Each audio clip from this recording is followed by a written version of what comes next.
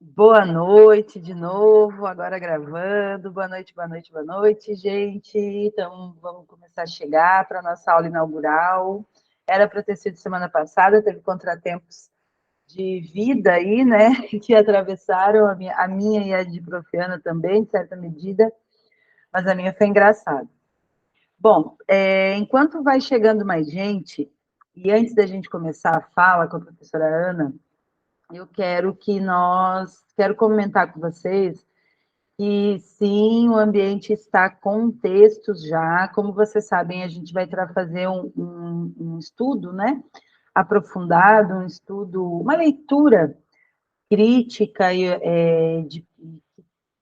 esperançosa, né? De certa forma, espero que seja também, é a parte da BNCC, da nova BNCC e tudo que ela envolve, como ela nos envolve, como ela nos atinge.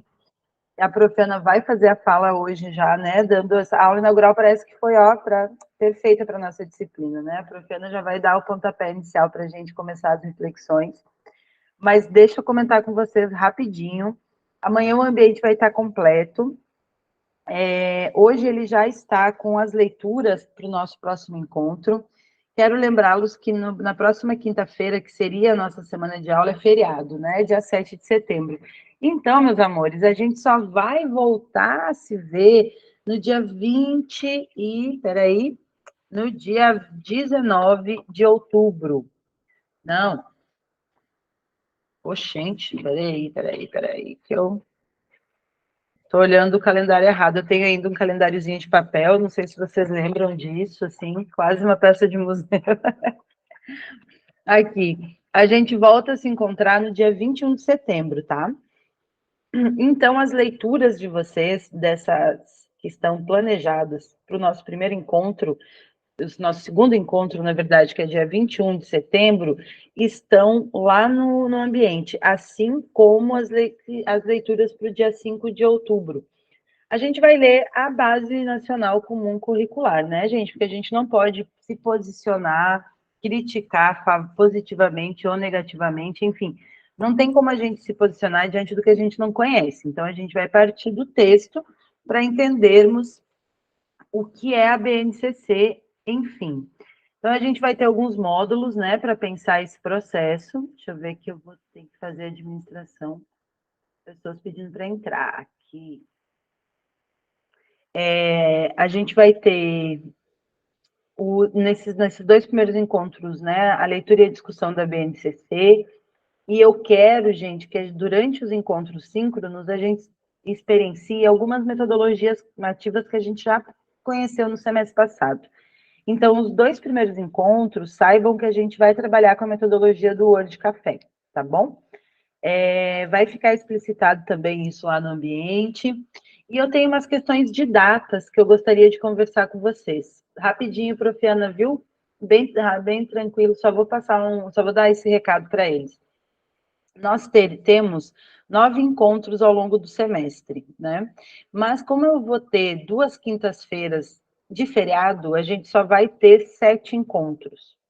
Então, meus queridos, eu quero conversar com vocês sobre a possibilidade de a gente não seguir o cronograma que que a coordenação disponibilizou, que a avaliação de vocês naquele cronograma está para o dia 24 de novembro, salvo engano. E aí eu vou pedir um alargamento, né? Vou querer que a gente tenha pelo menos mais um encontro síncrono para depois vocês irem para a avaliação. A avaliação vai ser bem mais simples que o do semestre passado, muito mais tranquila.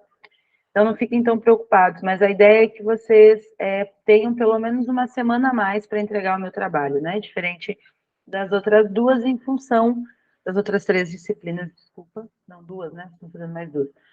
Para além das outras duas, em função dos feriados. Viu? Eu estou conversando com o professor Juliano, se para vocês isso não for um problema, né? Eu não tenho disponibilidade em outro horário da semana para os encontros síncronos, caros. Por isso, né? Então a gente vai respeitar o calendário.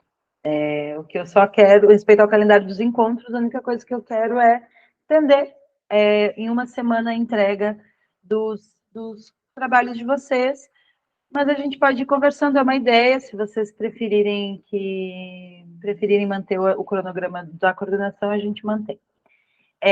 Bom, vamos lá então, deixa eu ver aqui, deixa eu ver se tem gente pedindo para entrar, a princípio não, é isso.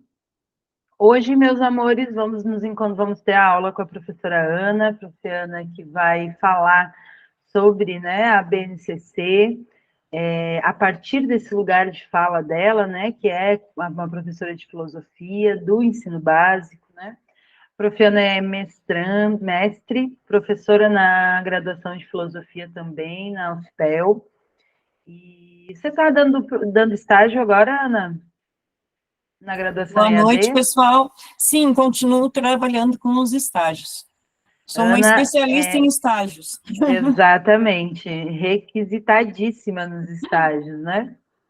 É isso. Comecemos, então, que a gente tem um ótimo semestre. Deixei esses dois. Para quem chegou depois, gente, puder dar uma olhadinha no início da nossa conversa, eu comentei rapidamente que as leituras dos textos para os encontros já estão no ambiente e já estão com as datas, né, direcionadas, viu? Então, Ana, a palavra é com você. Muito obrigada aí por aceitar o convite, por estar com a gente de novo. É sempre bom te ouvir. Olha só, olá, pessoal, tudo bem? Então, é um prazer estar aqui com vocês. Eu agradeço o convite da Camila, que é uma excelente professora, uma ótima colega, mas principalmente uma amiga maravilhosa, né? Compartilhamos uma gata, temos uma filha em comum. Então, eu sou a Ana Lúcia, eu sou professora de filosofia, tá? Trabalho com formação de professores praticamente durante toda a minha, todo o meu período de trabalho é basicamente com formação de professores. Não que foi uma coisa desejada, mas foi simplesmente algo que foi acontecendo. E tenho me tornado, assim, responsável pelos estágios da graduação EAD aqui. Olha, nossa colega Tati, nossa amiga, coisa boa ver, coisa boa, que legal, vai ter surpresa. E hoje eu vou conversar com vocês um pouco sobre a BNCC e o espaço da filosofia na educação básica, certo? Mas, para isso, é preciso que a gente também compreenda que não é apenas uma questão de BNCC o que nos implica, né? A gente tem uma questão que é a reforma do ensino médio, que para nós ainda é pior do que a BNCC, para nós enquanto professores de filosofia, certo? Alguém está me telefonando aqui, gente, me desculpem aí, algum barulho paralelo.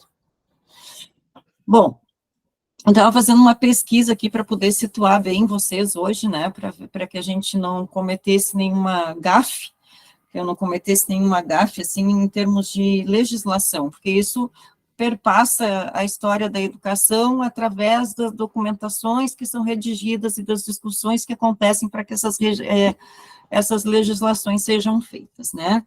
Então, eu vou começar ali em 1988, que é a nossa Constituição, tá? A Constituição de 1988, que para muitos, né, da área do direito e também para muitos da área dos direitos humanos, né, ela é um marco no sentido de que ela é uma Constituição que se volta para a Constituição da cidadania de maneira bastante específica, né, pensando principalmente a questão da educação que nos interessa.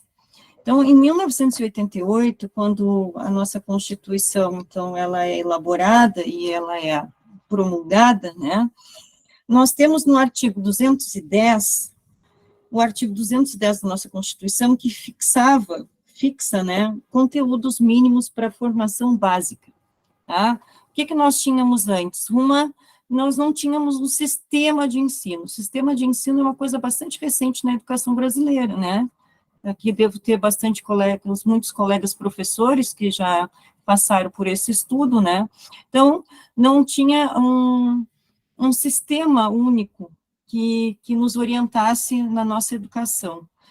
E a Constituição de 1978, então, ela vem nos dizer que é preciso que a gente organize esse sistema, tá?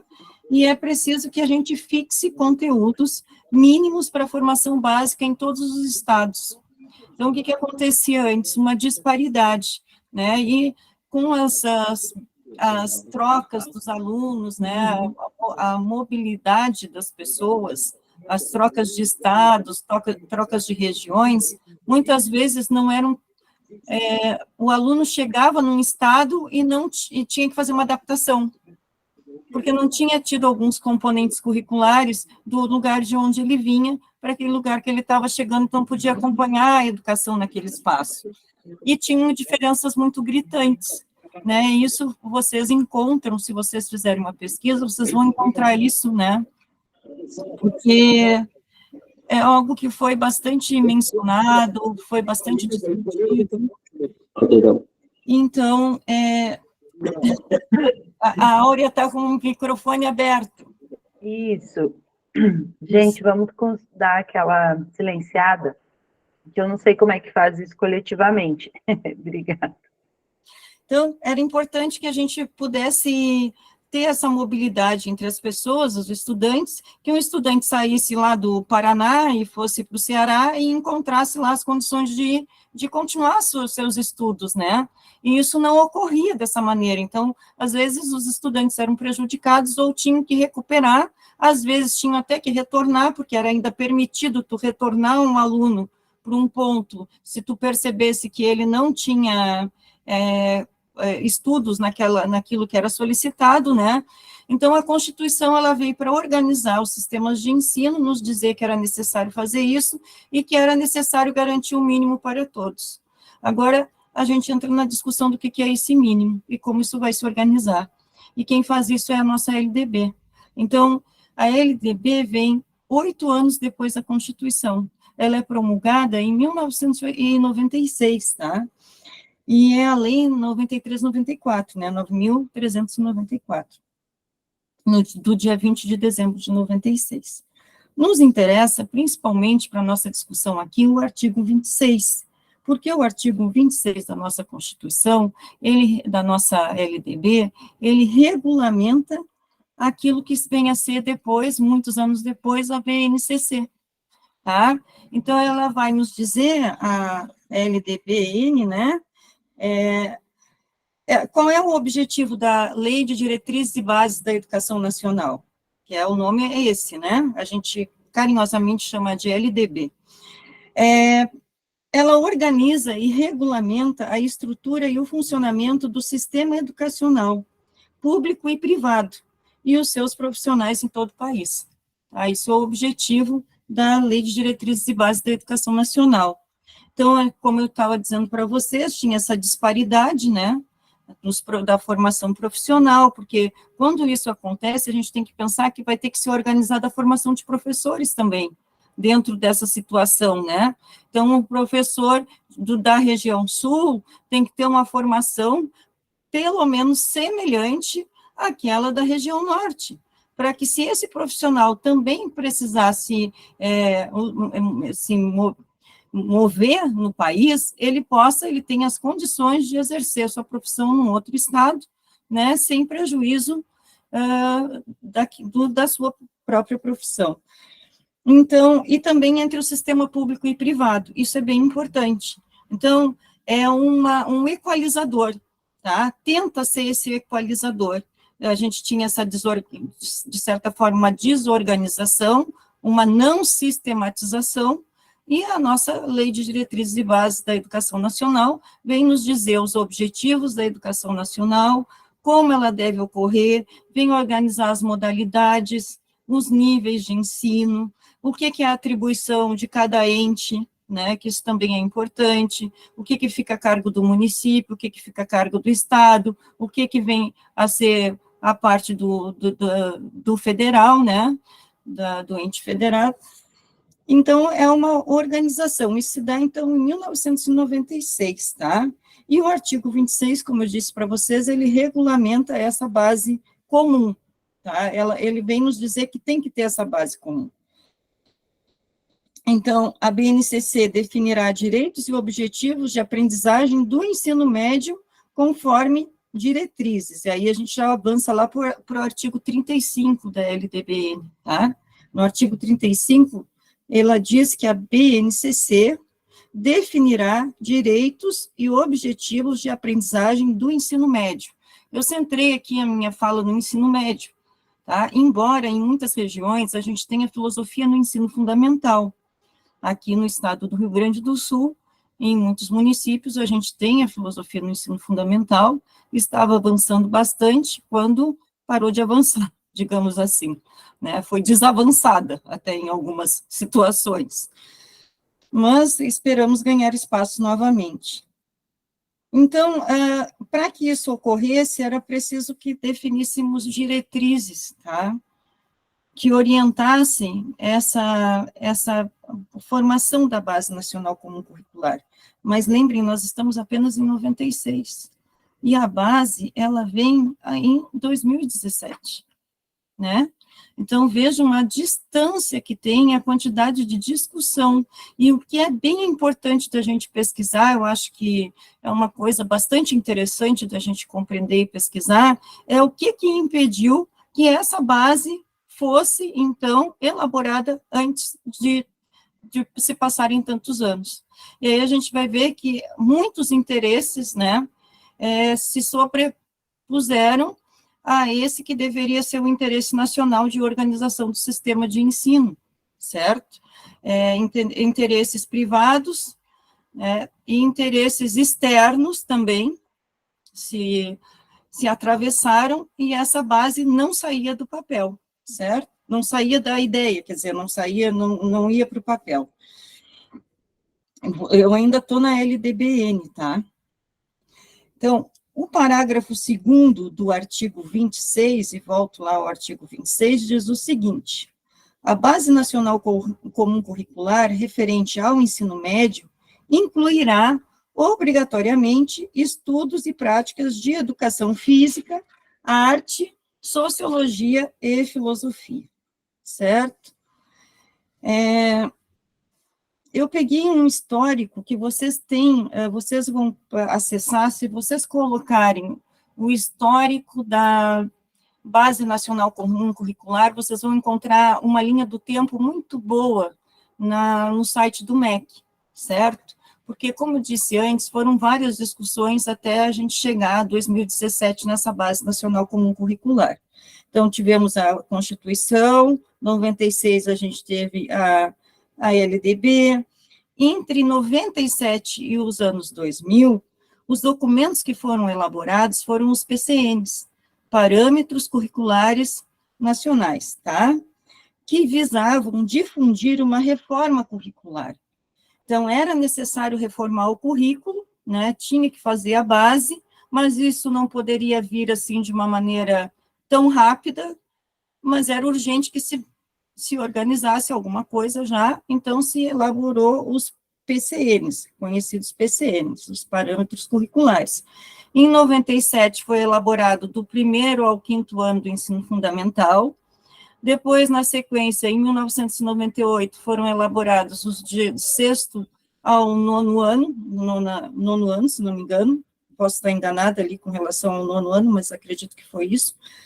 E em 2000, a gente vai ter a elaboração dos PCNs para o ensino médio, tá?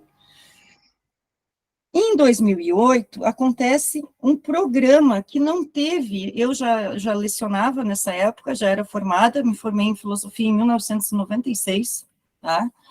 E desde lá eu venho atuando com filosofia, eu sempre brinco que eu sou jurássica, eu sou jurássica, né?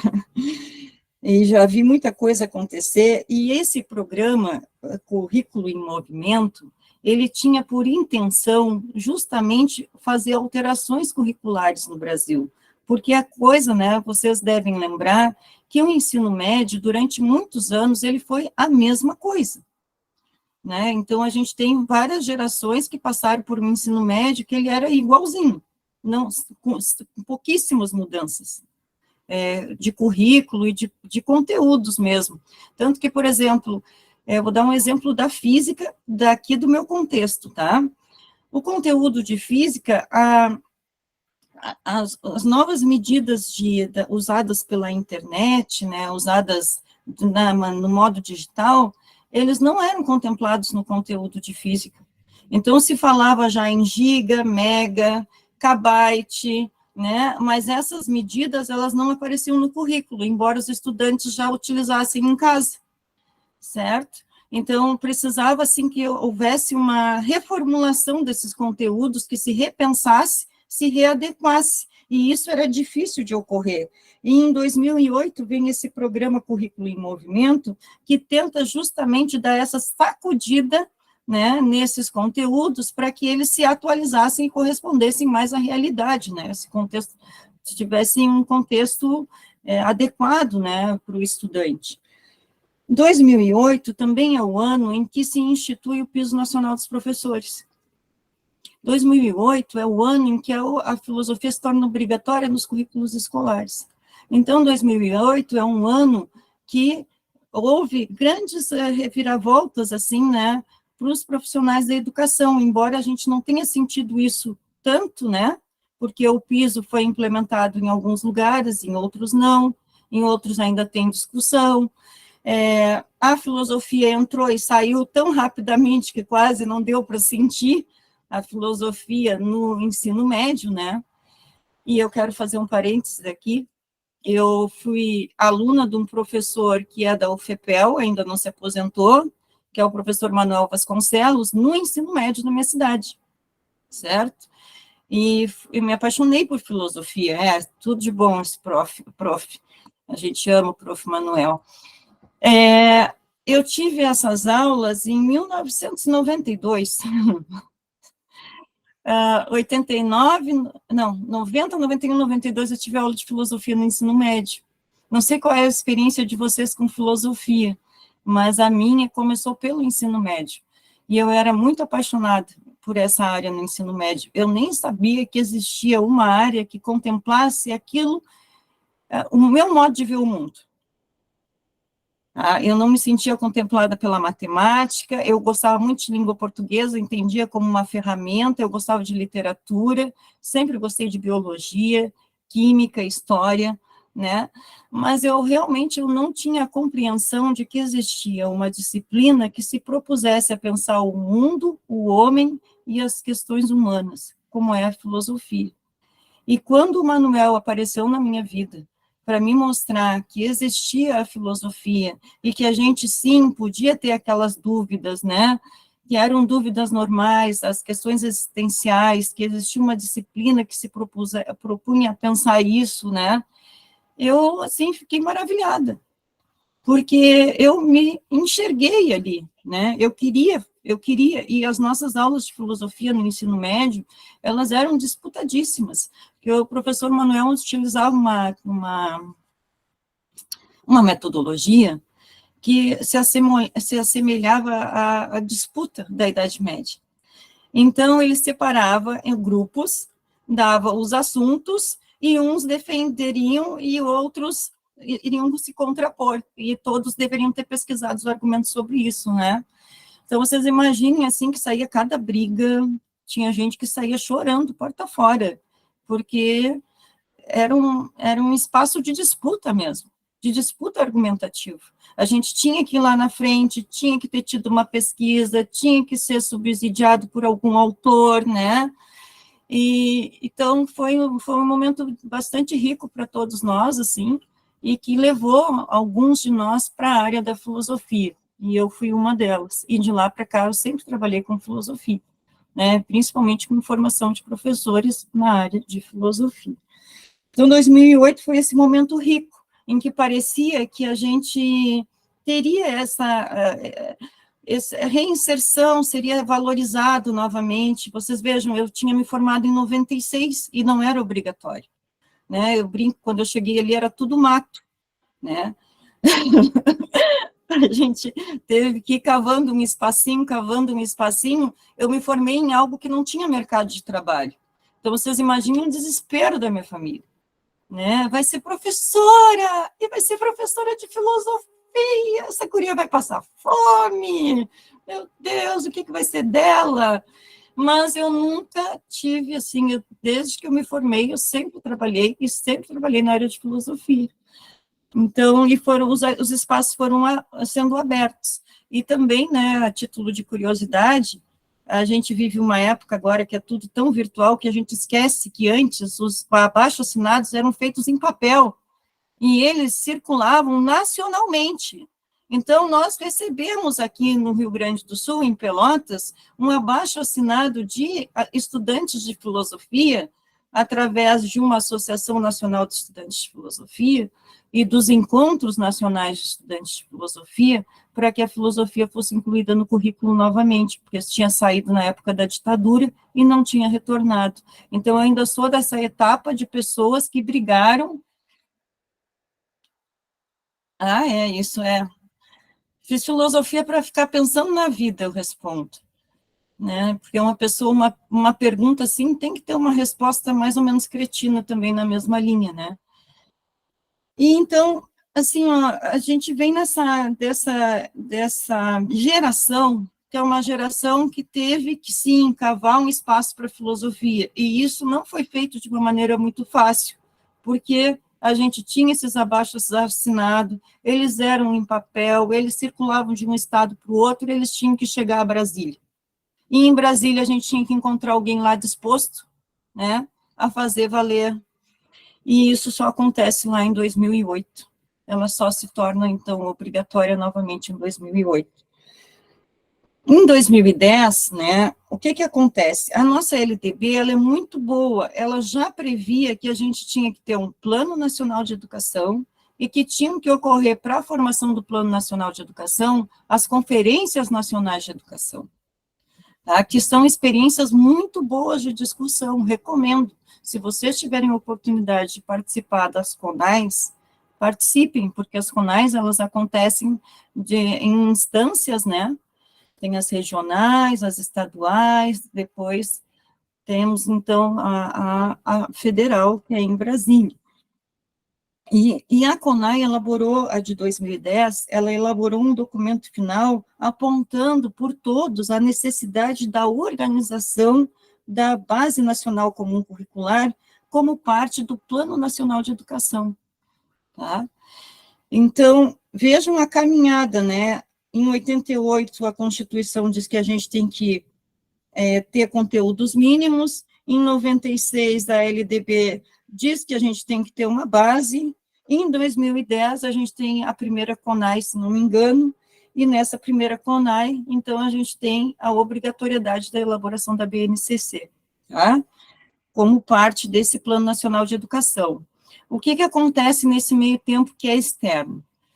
Esses indicadores, né, de como anda a educação no Brasil, que no final de contas servem para financiar por alguns órgãos externos, né, a educação aqui dentro, eles nos pressionaram também para que isso acontecesse, tá? Porque os nossos índices na educação básica, eles eram baixos, os índices de alfabetização, tanto que logo em seguida a gente vai ter o Pacto Nacional pela Alfabetização, tá? Então, foram vários movimentos, né, e insuflados por essas questões, né, de que o Brasil não conseguia determinados repasses ou determinadas garantias, né, de órgãos externos, porque não tinha uma educação organizada, sistematizada, não tinha uma base, não tinha índices suficientes. Por exemplo, em 2016, eu assisti uma conferência aqui em Pelotas de uma pessoa que trabalha no MEC, falando sobre a necessidade de engenheiros no Brasil e a dificuldade da formação em matemática e a necessidade da alfabetização na área da matemática, a alfabetização matemática, né, que para melhorar esse índice na área das exatas, certo? Então, mesmo que a gente tenha caminhado um pouquinho, a gente ainda não caminhou o suficiente nessa área. A gente pode sempre pensar, esses indicadores externos, eles devem determinar a nossa educação? Essa é uma pergunta que a gente deve sempre se colocar.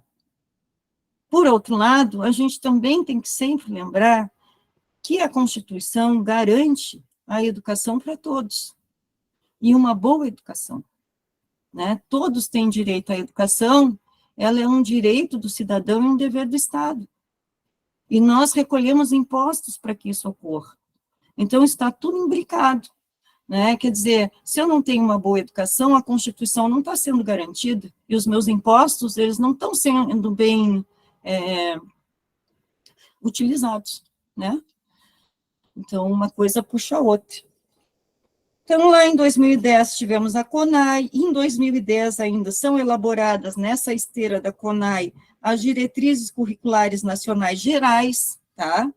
Com o objetivo de orientar a formação de professores, para que, né, se desse nesses parâmetros mínimos, quer dizer, se eu tenho conteúdos mínimos para serem trabalhados na área de história, todos os cursos de formação de professores de história têm que garantir aquela formação mínima, porque senão eu não tenho lá na sala de aula isso que é necessário.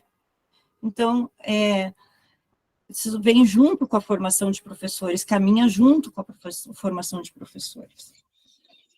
De 2011 a 2012, a gente tem as diretrizes para a educação básica. Então, 2010, o que se faz? Diretrizes gerais da educação brasileira, tá? Orientações gerais sobre essa formação de professores. Entre 2010 e 2012, a gente tem as diretrizes para a educação básica. E aqui, houve uma avaliação pelos estudiosos, pelas pessoas que compõem o Conselho Nacional de Educação, que já estava constituído, né, pelos pesquisadores das áreas de educação no Brasil, tá, de que havia a necessidade de um pacto pela alfabetização. Os brasileiros eram semi-alfabetizados. A alfabetização vai além de saber as letrinhas, juntar as letrinhas. A alfabetização é a capacidade que a gente tem de leitura e compreensão do signo, né? A gente precisa saber, não sei, eu estou entrando na área da Camila, tu me corrige, tá? Mas a gente precisa não só ler automaticamente alguma coisa, a gente precisa compreender, e a gente precisa refletir, né? Então, essa capacidade o brasileiro não estava desenvolvendo. A alfabetização estava se dando de forma muito automatizada, né? Então, vem o PAINAC, que é o Pacto Nacional de Alfabetização. E aí, para melhorar o índice de alfabetização, de leitura dos brasileiros, de compreensão de texto, né? Os brasileiros também têm uma característica, tinha pelo menos, isso tem que ver, não pesquisei isso para trabalhar com vocês, mas até um tempo atrás tinha uma característica de baixa leitura, né? Um baixo índice de leitura na América Latina. Não sei se a Camila tem isso mais presente, né? Mas os brasileiros, eles têm uma média de leitura menor do que outros países da América Latina, certo? E então, isso faz com que a gente também não desenvolva tanto essa reflexão, esse conhecimento, né? E era necessário que isso fosse revisto. E em 2013, acontece um pacto que também não teve grande impacto, e digo isso, assim, do meu ponto de vista aqui de Pelotas, professora do ensino médio, tá? Que é o Pacto pelo Ensino Médio. E digo isso porque trabalhava em 2013 em 2 escolas, né, de ensino médio, e isso não chegou. Não teve um impacto, não chegou até os professores. Tá? Em 2013, o ensino médio se mantinha como ele era, como eu tinha me formado. Não tinha muita alteração, certo? Então, ficou uma coisa um pouco estranha esse pacto aí, até foi uma curiosidade saber que tinha sido gerado esse pacto em 2013, não tinha o mínimo conhecimento disso, né? Bom, agora a gente chegamos na base. 2014, a então presidenta Dilma, né, estava com a consulta aberta para que a gente tivesse uma base. Eu fui uma das pessoas que contribuí, eu tenho 2 filhos, eles estavam no ensino médio, né, e eu tinha esse interesse enquanto professora, estava na internet, tu podia acessar enquanto direção, pai, comunidade, né, tinham vários modos de participação, e tu mandava a tua sugestão para lá. Só que, né, com todas as mudanças que aconteceram, só o Conselho Nacional de Educação, se não estou enganada, foi destituído 4 vezes, tá? Até que, o que aconteceu nesse meio de campo? Esses órgãos internacionais, né, eles tinham um grande interesse numa formação no Brasil que não era aquela que o Conselho Nacional de Educação original estava querendo dar, né? Então, quando veio essa base, quando teve a consulta da base, essas instituições externas, elas se mobilizaram, né? Vocês podem ver que tem o Todos pela Educação, né? Ele vem ali, ó, 2007, 2008, 2009, 2010, 2011, se imiscuindo nos assuntos da educação nacional, sem que a gente soubesse exatamente quem eram as pessoas que faziam parte desse pacto, desse Todos pela Educação. E outras pequenas coisas com caras de ONG, assim, começaram também a aparecer, e elas davam pitacos, né? Não, a educação no Brasil tem que ser assim, não, os professores estão insatisfeitos, queriam a adoção de apostilas que muitas vezes eram traduções de apostilas externas, né? Que não traziam os regionalismos, que eram importantes, né? Porque a gente tem a base, mas a base diz que tem que ser respeitados os conteúdos regionais. Porque como é que a pessoa vai aprender sobre o seu lugar se não forem respeitadas as regionalidades, né? Eu não sei se eu estou me expressando corretamente, me desculpem, assim, mas as questões que são próprias da região de cada um. Então, eu preciso conhecer o meu lugar, eu preciso entender a história do meu lugar, como ele se desenvolveu, quais são esses índices, como é que a gente fala, por que a gente fala assim, né? Para depois ir podendo também compreender outros espaços no Brasil. Mas não era o interesse externo que isso acontecesse. E teve e aí, nesses agentes, assim, a gente tem, por exemplo, bancos, instituições financeiras, tá? A gente tem o Instituto Ayrton Senna, né? Grande amigo da educação brasileira, só que não. E outros, né, que tinham interesses escusos, assim, ou nublados, né, e isso a gente está falando da vida de muita gente, a gente está falando da vida de crianças e jovens, né, então, as crianças e os jovens que deveriam ter sido consultados, né, eles não foram ouvidos, e a gente tem o movimento das ocupações. Mas isso já é adiantar um pouquinho a coisa. Então, estamos ainda em 2014, né? Teve essa consulta, a consulta teve, eu não quero mentir, mas foram milhões de contribuições. E essas contribuições, elas não foram nem publicadas, gente.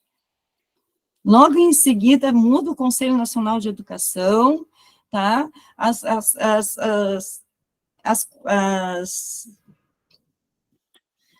Aquilo que veio ali no original, a gente não teve acesso. Ele já foi filtrado antes, tá? Já teve um recorte antes. E teve as mudanças do Conselho Nacional de Educação. Se vocês pegarem essa linha do tempo e jogarem no Google, vocês vão ver, tá? Que teve troca no Conselho Nacional de Educação, até que o Conselho Nacional de Educação se rendesse a esses institutos e agentes externos que tinham um grande interesse que a educação brasileira se tornasse aquilo que se tornou hoje no ensino médio.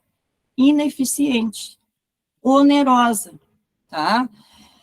E díspare, né? Ela não é uma educação que todos os jovens tenham acesso. Ela aumentou o número de horas. Vocês imaginem um estudante de ensino médio que estudava de manhã e de tarde, ele pegava como estagiário num banco, e esse dinheirinho servia para ele comprar sua roupa, pagar seu transporte, né? Comprar algum livro, se ele quisesse, mas com o aumento das horas do ensino médio, esse estudante não pode mais trabalhar. E ainda algo que, para mim, assim, é uma coisa muito bandida, e me desculpem usar essa expressão, que são 7 horas. 7 horas dentro de uma escola que não mudou. 7 horas numa escola pública em que faltam professores, não tem laboratório, não tem material, não tem computadores, não tem acesso à internet, né? E aí aumentou o quê? A diferença entre o ensino público e o ensino privado, de maneira gritante. Eu, como testemunha que sou desse período da história da educação, não tenho conhecimento de um período em que tenha sido tão díspare essa questão entre ensino público e ensino privado. E vejo isso pela minha cidade, desculpem, eu só posso falar do meu lugar, né, e das discussões que eu acompanho. Mas aqui, as grandes escolas particulares, elas conseguiram, de certo modo, contemplar esse novo ensino médio, e oferecem laboratórios, as grandes, né, porque as de porte médio, elas já não conseguiram fazer. Tem que ter muito dinheiro para investir na educação, conforme essa reforma do ensino médio. Mas já me atravessei, quero retornar, porque a base não é a reforma. A base, no que diz respeito ao ensino médio, garantiu 3 disciplinas, e inseriu o ensino religioso como componente obrigatório. Tá?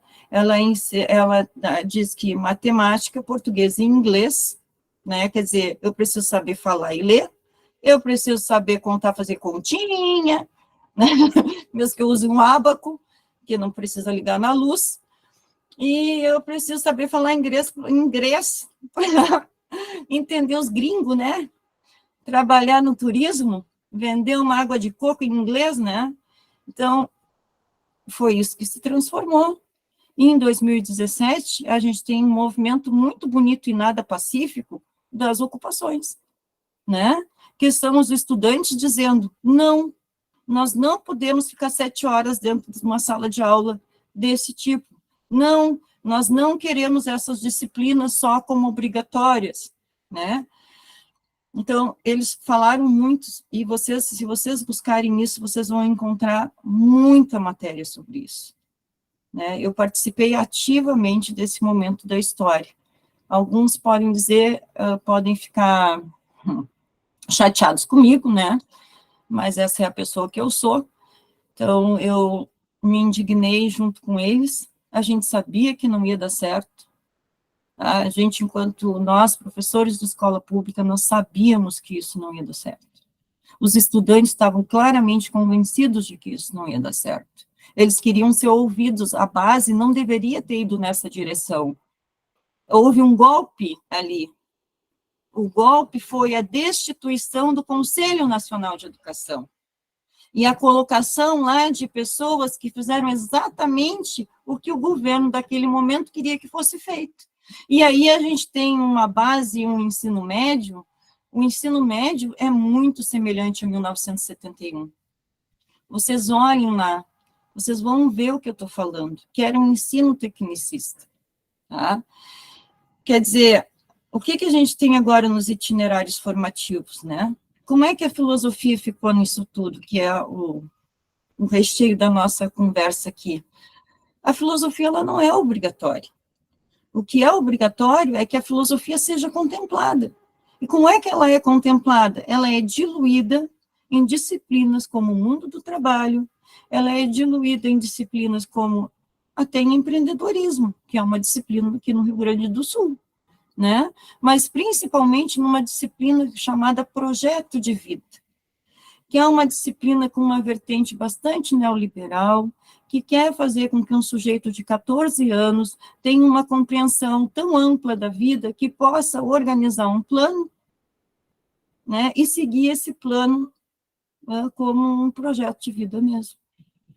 Mas não lida com a frustração do sujeito. Não diz o que vai acontecer com esse sujeito quando ele chega lá no final e não consegue cumprir com aquilo que ele mesmo se comprometeu com ele de fazer. E a vida muda, as coisas mudam. E uma pessoa com 14, 15, 16 anos, talvez não tenha essa maturidade. Alguns têm e outros não têm, para elaborar um projeto de vida.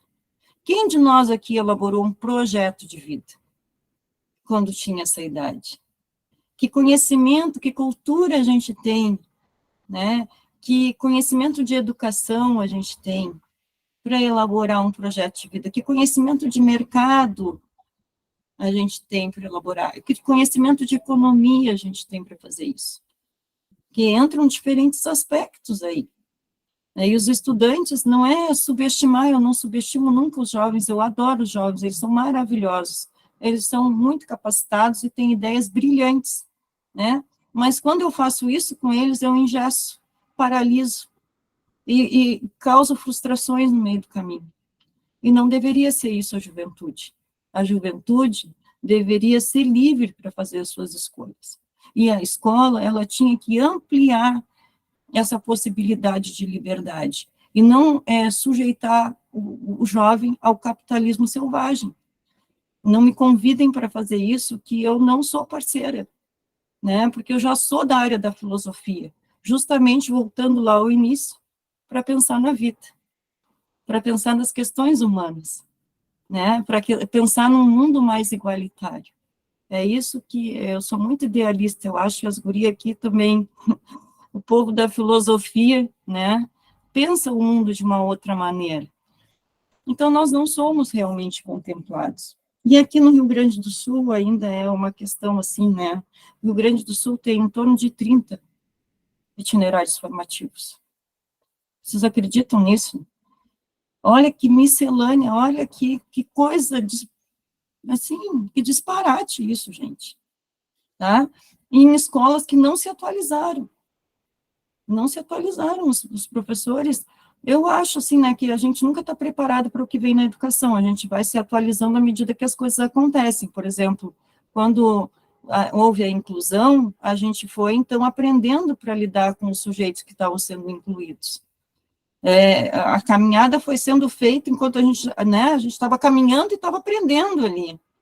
Eu trabalhei com alunos surdos, eu tive uma grande quantidade de alunos surdos, trabalhei com filosofia com alunos surdos, que foi uma experiência muito doida, né, de grande aprendizado, e trabalhei com sujeitos com outras necessidades, assim, sabe?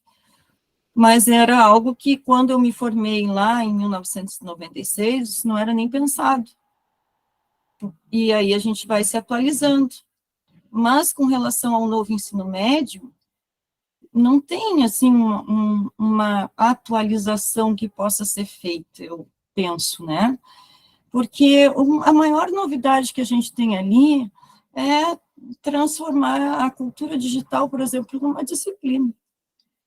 E aí, isso a gente vive no nosso cotidiano, essa cultura digital. A gente aprende teoricamente, sim, a gente vai buscar, mas o que eu quero dizer é que a gente tem como ir buscar essas coisas. A gente tem onde encontrar essas coisas. Agora, pensem assim, tem que ter muita criatividade para trabalhar com o mundo do trabalho, né? Tem que ter muita criatividade para trabalhar com disciplinas como direitos humanos e diferentes culturas, no primeiro ano.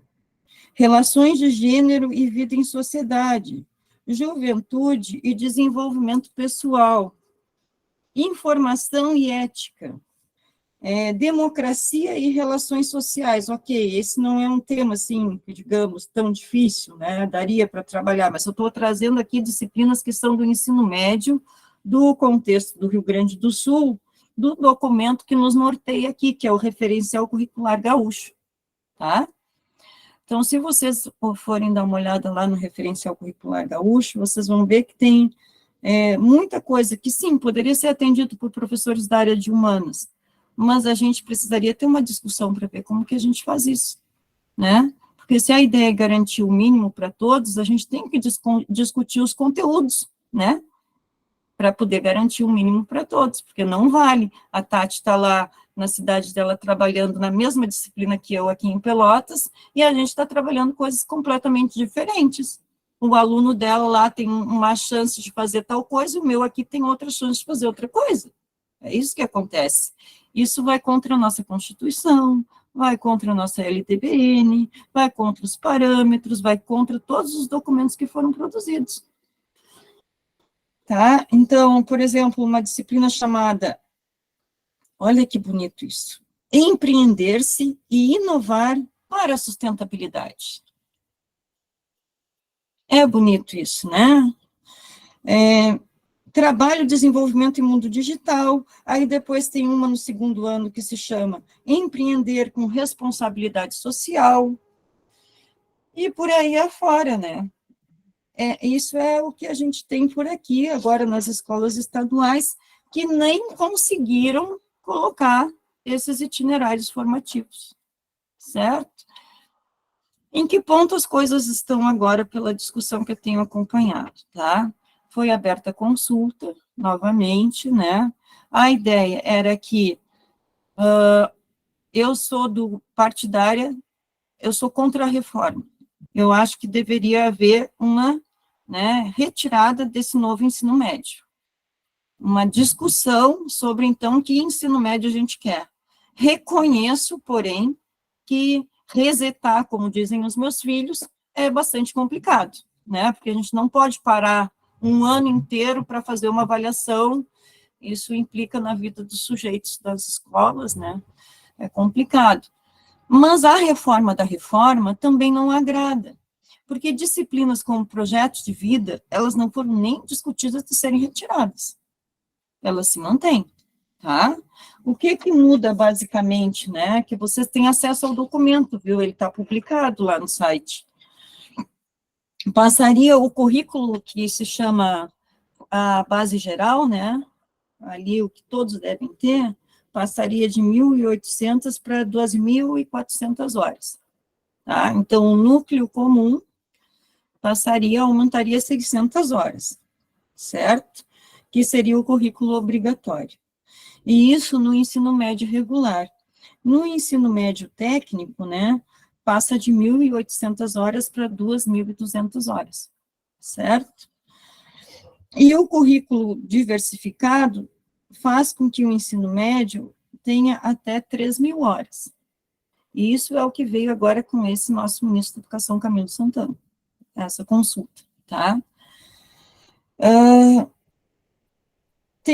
Como eu disse para vocês, aí o que acontece, né? As disciplinas de educação física, arte, filosofia e sociologia, elas retornam, mas ainda não são obrigatórias nos 3 anos.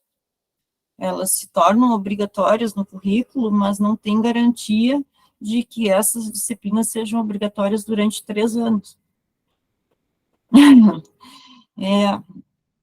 Para alguns é bom, Neuza, para outros não é. E então, o que a gente, agora, né, as últimas é que o Camilo Santana, na segunda-feira, dia 21, enviaria o projeto de lei para o Congresso Nacional para ser estudado na Comissão de Educação, tá? Tem muito lobby. Para vocês terem uma ideia, uma das pessoas que mais se intromete na nossa educação é o Luciano Huck. Eu fiquei pasma, porque não entendo. Fundação Lehman, né, gente? É a dona da educação no Brasil hoje. Não só a dona, como botou bancada na Câmara de Deputados também, né? Tem bancada já. E é isso, Camila, que pode fazer com que esses poucos avanços que vêm dessa consulta popular não sejam alcançados. Porque o Luciano Huck tem se colocado como o sujeito anti-reforma da reforma. Tá? Ele tem dito que agora que o ensino médio está encontrando o seu caminho, que finalmente o jovem é protagonista, que agora, finalmente, que o jovem falou, agora ele não vai ser ouvido. E ele tuita sobre isso seguidamente, gente. Está na agenda dele não ter a reforma da reforma do ensino médio. Então, de certa maneira, eu entendo, assim, que esse nosso ministro da Educação não tenha ousado em derrubar a reforma, né? Porque a gente deixou o flanco muito aberto para os interesses internacionais e para os interesses privados, certo? O que querem dos nossos jovens não contempla de forma alguma a nossa Constituição, porque, de novo, a nossa Constituição, ela volta a educação para a cidadania em primeiro lugar, e depois para o mercado de trabalho. Sim, o sujeito tem que ter uma profissão, mas o sujeito tem que ter uma profissão em determinadas condições de cidadania. Não adianta ter um sujeito que tem uma profissão e é estúpido. Socialmente, não é um cidadão.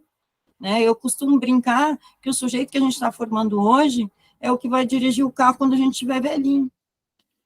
E aí a cidadania faz toda a diferença, né? É o sujeito que vai nos atender no hospital quando a gente precisar. E aí a cidadania faz toda a diferença, né? E a situação não é boa. Então, para a filosofia, a gente ganha um espacinho, embora a gente ainda caia na disputa com a sociologia, porque dos 3 anos do ensino médio, né, que podem ser 4, e isso ainda não foi falado, viu? Eu não encontrei referência a isso, tá? Se vai ser 3 ou 4 anos, tá?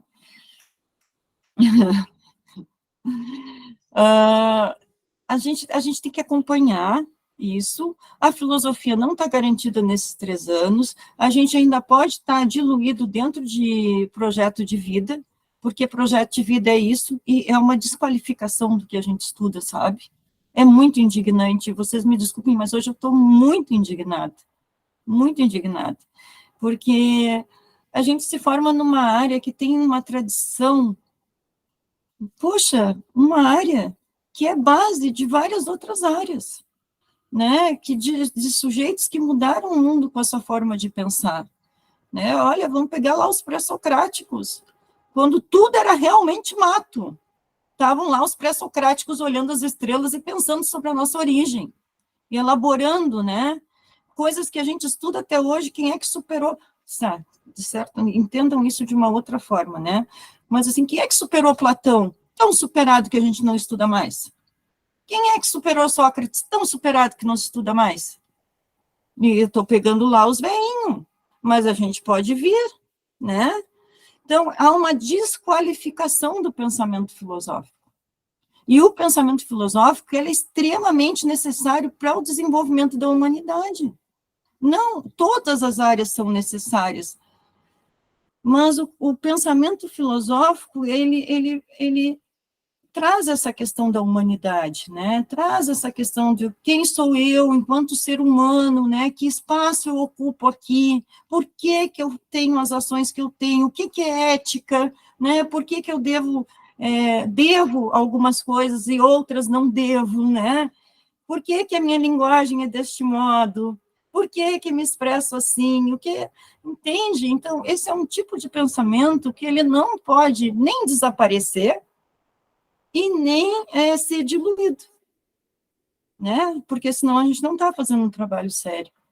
Eu também acho que nada substitui a filosofia, né? Enquanto uma oportunidade que a humanidade tem de se reinventar, que é isso que a filosofia faz com a gente se reinventa quando estuda filosofia. E é uma pena que a gente negue isso aos nossos jovens, porque os nossos jovens, eles têm um pensamento filosófico gritante. É só a gente estar numa sala de aula que eles parece que eles não estão prestando atenção, mas às vezes é um clique, é uma contribuição, é um olhar, é um jeito que a gente diz, nossa, é isso aí, e dá aquele orgulho, assim, da gente estar naquela sala de aula, sabe? Dá aquele amor por aquele jovem, e me parece que outros conhecimentos, eles são tão importantes, a gente precisa se comunicar bem, a gente precisa ter conhecimentos de história bem importante, a gente precisa se conhecer no espaço geográfico, a gente precisa entender a matemática, ok, todas essas coisas contribuem para que eu entenda melhor o pensamento humano, para que eu entenda melhor a humanidade, pelo menos é o meu ponto de vista, né, gente? Ai, falei pra caramba. Vou tomar água, tá? Vou deixar vocês respirarem aí e pensarem. Aí.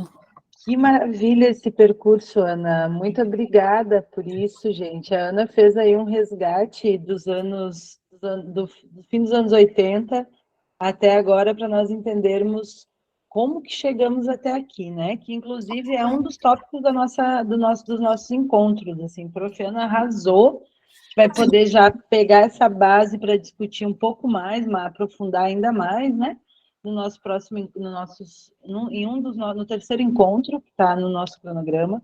Então, para a gente pensar como que a base chega, né?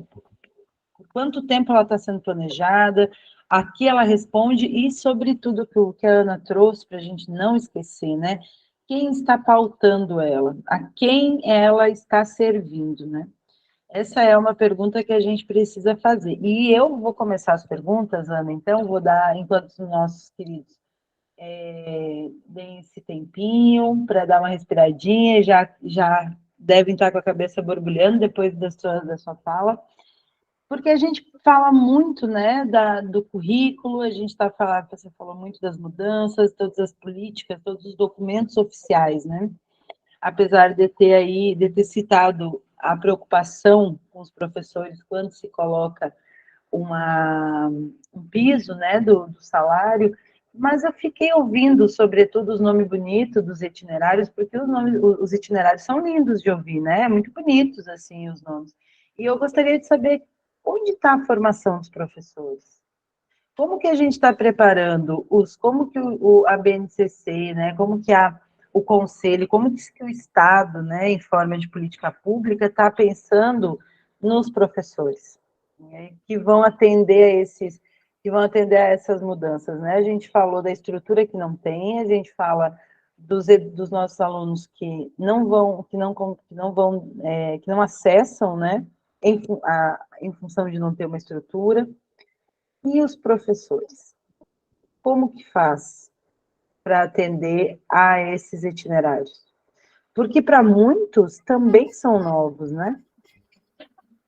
Sim, a gente aqui, né, na minha escola, a gente teve a oportunidade, o que aconteceu, né, gente, com essa reforma aí do ensino médio, muitos professores sobrariam da área de humanos. Eu não sei se vocês entendem o sobrar, né, o sobrar é quando na escola que a gente trabalha não tem mais espaço para as nossas horas.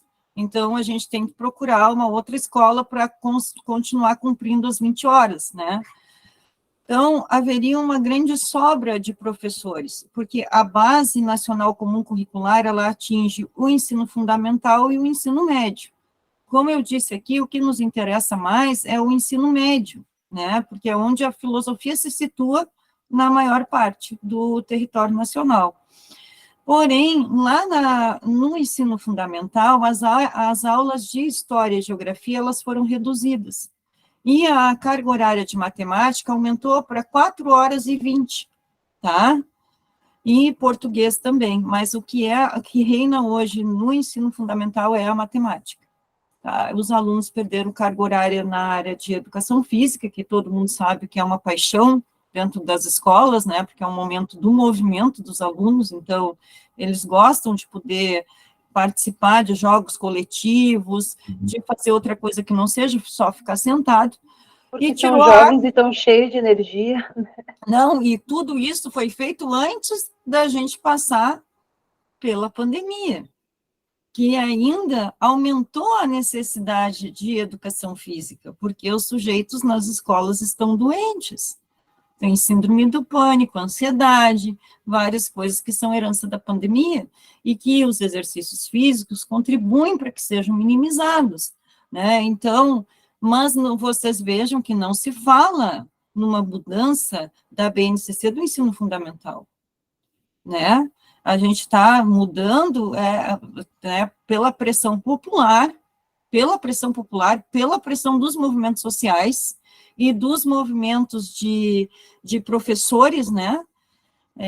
Tem uma professora que eu acompanho muito, que ela é muito maravilhosa nesse ponto, que ela é do Observatório da Educação do Paraná, que é a professora Mônica Ribeiro, né? Ela tem escrito bastante nessa área, ela é extremamente interessada, e ela fala bem, assim, também tem um povo lá de Campinas que escreve bastante sobre isso também.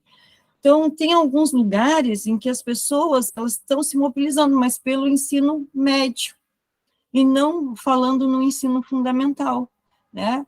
A formação de professores, paralelo a isso, tá?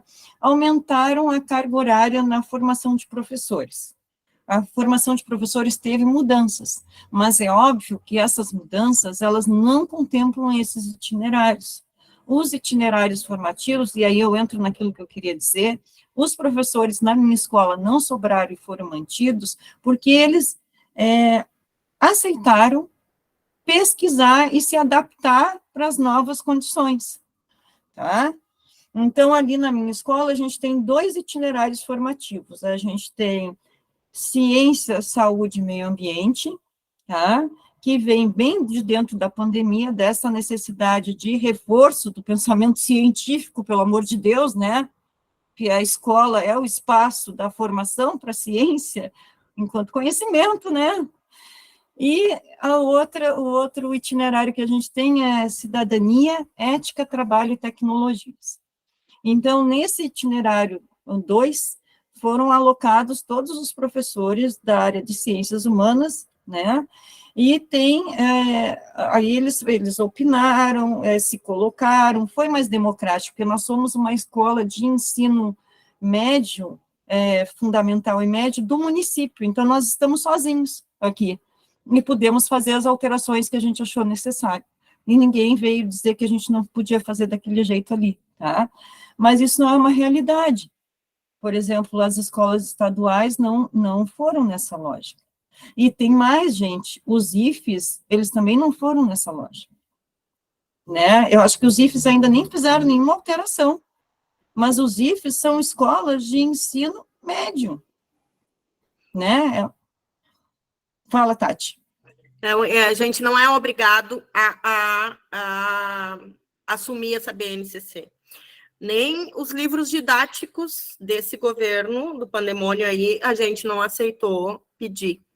Então, a gente, felizmente, tem essa opção, só que eu não sei até quando, né? Não sei até quando teremos essa opção. E também concordo contigo, Ana, quando tu diz que deve se revogar, né, essa lei sem reforma.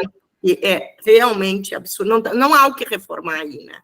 Mas, enfim, não vou me atravessar, que tem gente inscrita aí para falar. Eu não sei, Camila, se eu te respondi, mas eu só quero te dizer, como orientação, que tem uma portaria do Conselho Nacional de Educação que regulamenta a formação de professores. Tá? É uma portaria que ficou meio nublada, assim, meio escondida, recolhida, mas ela tem várias orientações para a nova formação de professores.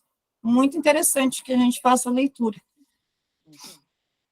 Até porque é isso, né, nessa questão, né, de encurralar o professor, né, para você não sobrar, para você não ficar, não correr o risco de não ter onde trabalhar, se adapta, né, na verdade você não é uma escolha, não há escolha aí, está longe de ser uma escolha, né. Vou passar a palavra para Pedro, que está inscrito, fazer a pergunta. Se mais alguém tiver, por favor, levante a mãozinha. Olá, boa noite, professoras, professora Ana e colegas. Eu gostei muito dessa aula, assim, só fiquei com uma dúvida, professora Ana, que eu não entendi muito bem quais seriam as vantagens de padronizar o currículo, pensando a formação de professores de filosofia, então pensando o ensino superior, né? Eu gosto muito de pensar essa diversidade dos departamentos de filosofia pelo Brasil, assim, esses modos, como os territórios, a geografia do Brasil acaba influenciando esses currículos, assim como os interesses de cada departamento tem na escolha dos filósofos, né? E a partir disso eu queria perguntar para ti, por que tu acha interessante que haja uma padronização da formação do professor de filosofia? Eu fiquei pensando que eu acharia que teria mais prejuízos, assim.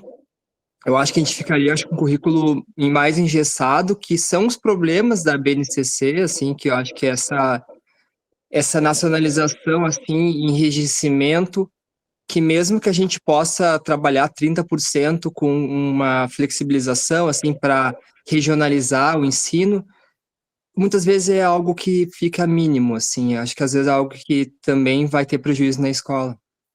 Eu queria saber, assim, como tu tem pensado essa formação de professores e por que tu tem achado interessante que haja uma padronização, porque tu iniciou falando que tu achava que seria legal para a gente conseguir migrar, né, para uma outra rede de ensino, ok, mas eu fico pensando o quanto poderia ter um prejuízo intelectual nacional, assim, né, a gente reduzindo nossos saberes, né. É isso, enfim, obrigado, gente, é isso. Deixa a câmera aberta, Pedro, para a gente poder te ver enquanto eu te respondo.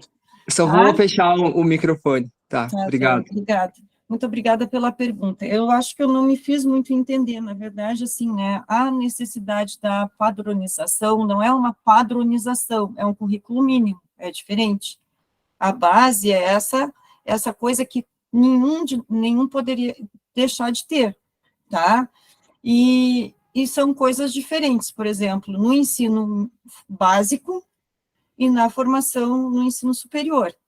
No ensino básico, eu tenho que ofertar, de novo, a educação é um direito do cidadão, e ela deve ser ofertada de igual maneira para todos. Então, não vale um aluno de um lugar conhecer determinados conteúdos, lógica, por exemplo, e lá no outro não ser contemplado com lógica, né? Peguei um exemplo, assim, da filosofia, que era, enquanto eu estava em sala de aula com filosofia no ensino médio, lógica era um conteúdo do segundo ano. Então, se o meu aluno saía de São Lourenço, que era onde eu trabalhava, dando aula, e fosse para Porto Alegre, no segundo ano ele ia ter lógica.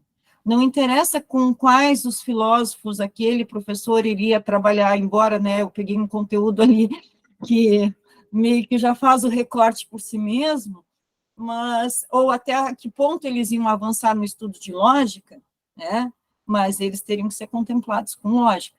E é nesse sentido, né, de que deve-se garantir o acesso de forma igual para qualquer jovem, né, no ensino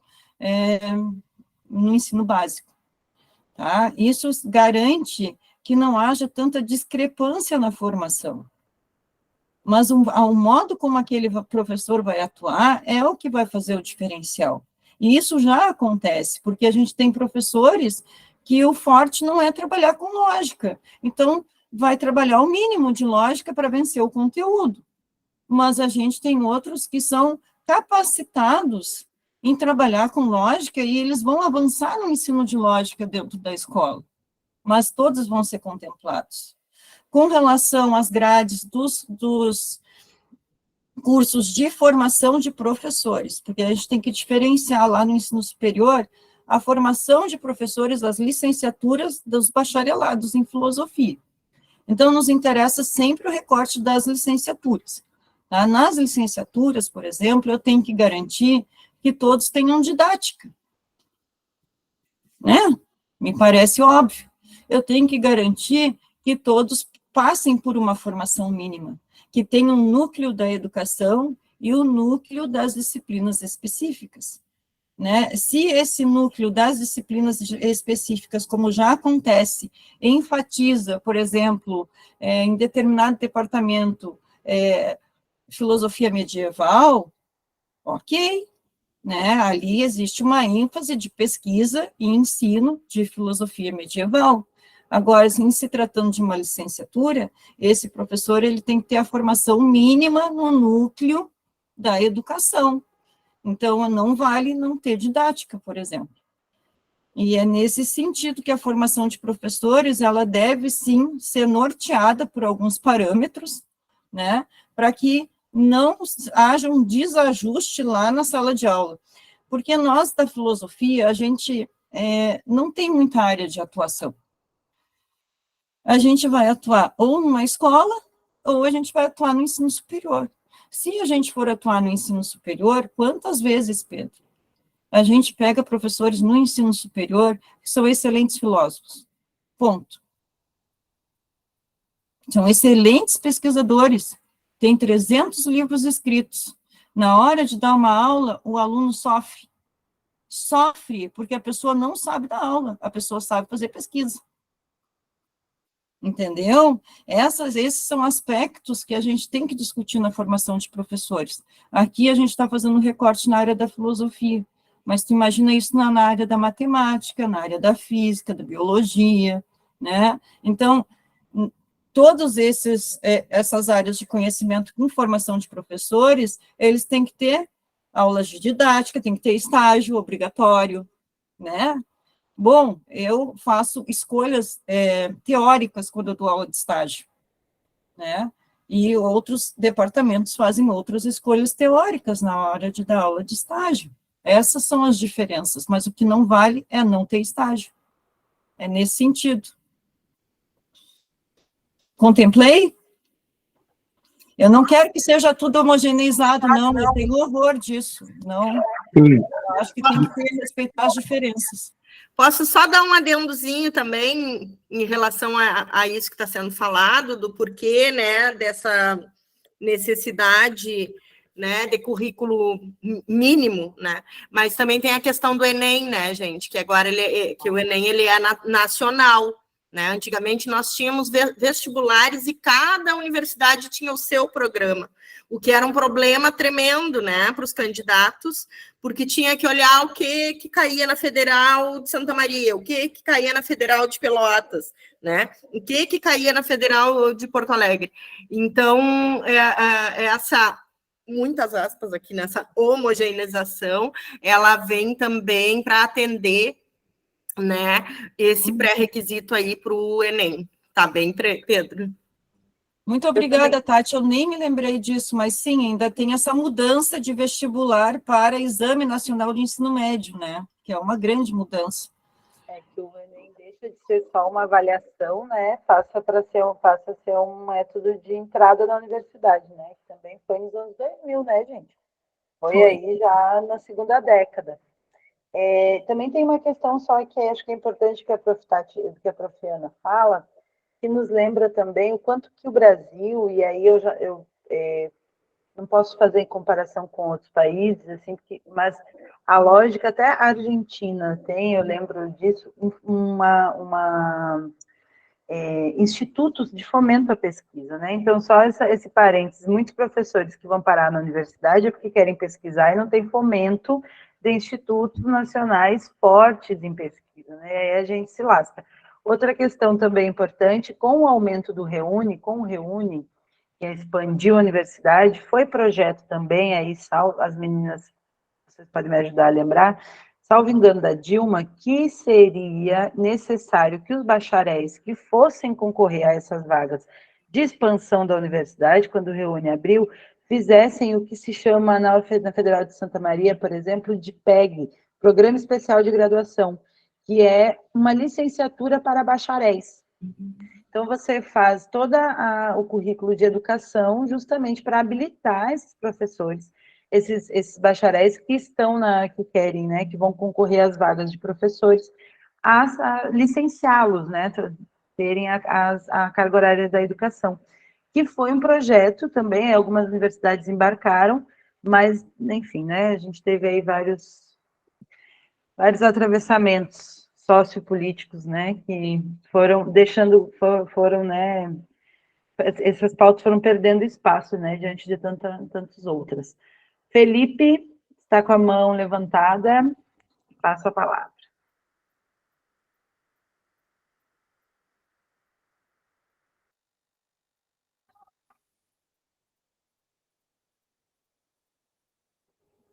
Felipe tem que ligar o microfone.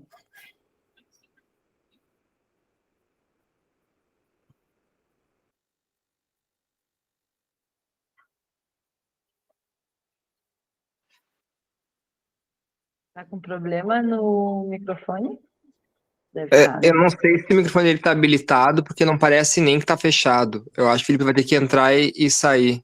Quer dizer, sair e entrar. Eu acho que não está. Ele levantou.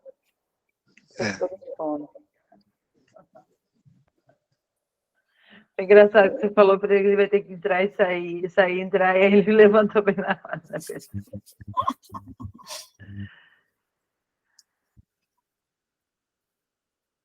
Bom, gente, então, enquanto o Felipe se organiza, se mais alguém tiver uma pergunta para a Prof. Ana, vamos aproveitar, hein, gente? Cláudio, então, Felipe, enquanto você se organiza, eu vou passar a sua vez para o Cláudio, tudo bem? Aí você se organiza isso nos instrumentos. Pronto. Cláudio, pode falar. Boa noite, professora. Boa noite a todos. Boa noite. Professora, uma dúvida que eu me senti assim, eu me senti um pouco incomodado, né? Mas, enfim, eu estou prestando prestei um concurso agora para professor de filosofia no estado de São Paulo. Estou no segundo momento da minha vida e eu cismei que eu vou virar professor de filosofia. E eu estou prestando esse concurso. Eis que no edital, eles abrem a possibilidade para quem é formado em outra área e tem apenas uma pós de extensão em filosofia a prestar concurso de professor de filosofia. Sendo que, às vezes, na própria carga horária de uma pós, você vai ver ali que tem umas 50, 80 aulas, se tiver, específicas sobre a filosofia. Eu já vou prestar agora em Minas e já muda totalmente. Eles colocam como temáticas, né, as matérias, e eles estão exigindo a licenciatura, pelo menos, né, em filosofia. Qual a sua posição quanto a essa abertura que alguns estados dão, quanto à qualidade, principalmente no dia de hoje, que tem essa inserção de informação tão grande ao jovem, que se o jovem quiser se informar, ele às vezes ele vai até questionar um professor que consegue passar no concurso, estuda para passar no concurso, mas às vezes não tem aquele conteúdo filosófico para aquela tarefa. Então, Cláudio, é uma pena que isso ocorra, né? Eu acho que a garantia de não que seja realmente, assim, garanta, mas, assim, digamos que a gente se sente um pouco mais seguro e tranquilo, né? Se a formação, a sua graduação aconteceu naquela área em que a pessoa vai prestar o concurso, né? Mas, por exemplo, aqui no Rio Grande do Sul, são grandes áreas do conhecimento. Quem faz o concurso para o Estado cai na área das ciências humanas. E aí, esse professor pode ser de história, de filosofia, pode ser de geografia, pode ser de sociologia. Ele vai, inclusive, pegar as 4 áreas para dar aula. Né, que cai um pouco naquilo que a Camila estava falando. Não tem essa formação tão ampla assim para atuar em 4 componentes tão diferentes, né? 4 áreas do conhecimento que necessitam de saberes específicos. Se não fosse assim, então se fazia uma formação geral em ciências humanas, né? Que me parece que é um caminho que São Paulo vem abrindo. O estado de São Paulo é uma coisa um pouco complexa a educação ali no estado. Por exemplo, é um estado em que existe concurso para direção de escola. Então, o sujeito ele vai ser eternamente diretor, ele só vai trocar de escola, ele não vai atuar como professor, né, existe um concurso para gestor, o que, inclusive, fere, porque as escolas elas devem fazer o exercício da democracia. A nossa Constituição não foi derrubada, e a nossa LDBN ainda vale, né? Então, mas é isso, assim, São Paulo não tem um respeito, assim, nesse sentido, e um pouco que acontece aqui no Rio Grande do Sul. Acho que eles até são meio parentes, não quer dizer nada. Me parece, assim, que eles andam bem pertinho um do outro, sabe? A nossa pós aqui, né, e eu falo com muito orgulho que eu sou uma das mães dessa pós que vocês cursam. Tá? Eu fiz várias pesquisas e junto com o professor Juliano do Carmo, né, eu ajudei lá a pensar qual era a nossa intenção. Não era de maneira alguma passar por cima, era em que lugares, era como a filosofia estava sendo fechada no ensino médio, que essa pós ela surge no contexto né, assim, de minimizar ali a filosofia no ensino médio, então a gente tentou abrir uma outra vertente, que era no ensino fundamental. Então, pegar aquele colega lá do ensino fundamental, de uma cidade do interior, assim, sabe, que poderia trazer esse conhecimento filosófico para a sala de aula, né? Essa foi a intenção inicial dessa pós que vocês cursam. Mas a gente sabe que não substitui, porque o modo como tu faz, o modo como tu atua em sala de aula, né? Sim, a gente pode abrir um livro, e tem vários livros de filosofia, né? Alguns até, assim, bastante questionáveis, os paradidáticos e os didáticos, que a gente pode utilizar, Então, se há um professor, assim, às vezes tem, no estado de São Paulo, acho que tem até apostila. Então, é um ensino meio mecânico, entende? Eu não preciso dominar aquele saber e nem lançar uma metodologia própria para aquele saber. Eu só preciso executar uma tarefa. Que essa foi toda uma questão que apareceu com essa reforma do ensino médio. Uma outra coisa que acontece aí é que essa reforma do ensino médio garante o profissional não habilitado. Como é que é o nome? Tem um nome isso. Me ajuda, Camila, vocês me ajudem. Esse notório saber. O notório saber. E São Paulo adora essas coisas. Adora, entende? Então, é a questão do notório saber, né? E está amparado legalmente, porque é uma lei. Então, eu acho que, aos poucos, assim, claro, né? O problema no nosso país, eu acho que a gente não vê isso como uma precarização da educação, né? Mas daqui a pouco a gente vai ter o reflexo disso. Que bom, por isso que a reforma, ela deveria ser revogada. E não reforma da reforma, porque esse ponto do notório saber é um que não aparece no documento que saiu. Entende? Não sei se te respondi. Eu sou contra, né? Eu acho que a gente deveria se organizar até para isso não acontecer. Mas nacionalmente está difícil a nossa organização, né? Não, perfeito, professor. Obrigado. Adorei. Eu vou ler, então, a pergunta aqui, vou ler alguns comentários. O Alex levantou a mão, vou ler rapidinho que a Luciene escreveu, a Cláudia, rapidinho, vou fazer aqui Ó, o Felipe chegou aí, agora ele tem Pronto. microfone. Então, é Felipe e Alex, na sequência. Cláudia falou, temos enquanto isso, usar a filosofia em todos os conteúdos, né? Nessa questão que a gente estava falando antes, a Luciane disse, acho importante pensar na filosofia também como um conjunto de conteúdos fundamentais, como a lógica, a ética, por exemplo. Parece ser isso que estão em questão dos parâmetros curriculares, né? Isso que a Profiana estava comentando também. O Sérgio Marion diz o seguinte, Profiana, sou formado em gestão pública, tenho licenciatura... Lena? Plena, licenciatura plena. Plena, licenciatura plena, pois fiz o curso de formação pedagógica em pedagogia e no momento estou cursando especialização em filosofia. Pergunto, posso participar do concurso professor de filosofia? Aí eu não sei se acho que a Ana vai, né, falar, mas De que região ele é? vai variar muito, vai passar por essas questões que a gente está pensando de cada estado, cada diretriz, né? Eu acho que gestão pública não te permite fazer para a área de ciências humanas, hein? Mas é uma questão de tu olhar, sabe, aonde tu pode ver isso? No Conselho Estadual de Educação, tá? Ali no site do Conselho Estadual de Educação, tu encontra essa informação. Eu não saberia te dizer, mas posso te indicar um caminho de busca.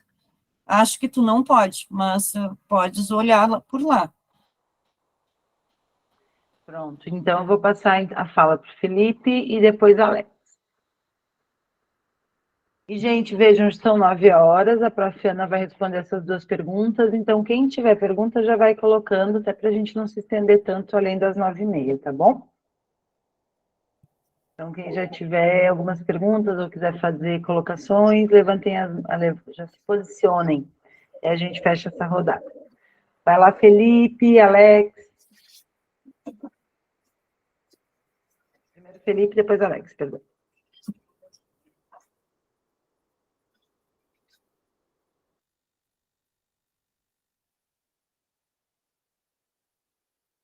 Agora sumiu o sinalzinho do microfone, Felipe. Não sei o que aconteceu.